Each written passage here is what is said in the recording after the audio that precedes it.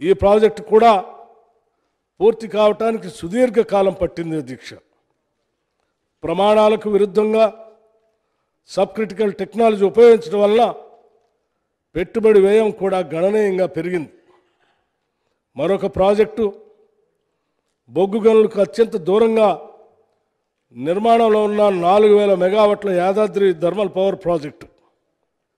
ఈ ప్రాజెక్టు వ్యయంలో కేవలం బొగ్గు సరఫరా అదనపు వ్యయమే సంవత్సరానికి 800 కోట్లు అధ్యక్ష. ప్రాజెక్టు జీవితకాలం 30 ఏళ్ళు అనుకుంటే ఈ వ్యయం మరింత భారీగా ఉండబోతా ఉంది అధ్యక్ష. ప్రస్తుతం రాష్ట్ర విద్యుత్ రంగ పరిస్థితి చాలా ఆందోళనకర పరిస్థితిలో ఉన్నది అధ్యక్ష. డిస్కమ్లు ఇప్పటిదాకా మూటగట్టుకున్న నష్టాల మొత్తం విలువ 62,461 కోట్లు అధ్యక్ష.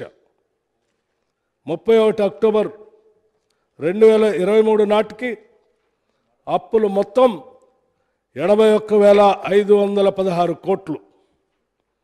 ఈ అప్పుల మొత్తంలో 30,406 కోట్లు కరెంటు సరఫరా చేసిన జనరేటర్లకి బకాయిలు చెల్లించడం కోసం తీసుకున్న రోజువారీ నిర్వహణ మూలధనం అధ్యక్ష, మూలధన రుణం. ఇవి కాకుండా విద్యుత్ ఉత్పత్తి సరఫరా సంస్థలకు 28,673 కోట్లు బకాయిలు ఇంకా చెల్లించవలసి ఉంది అధ్యక్ష.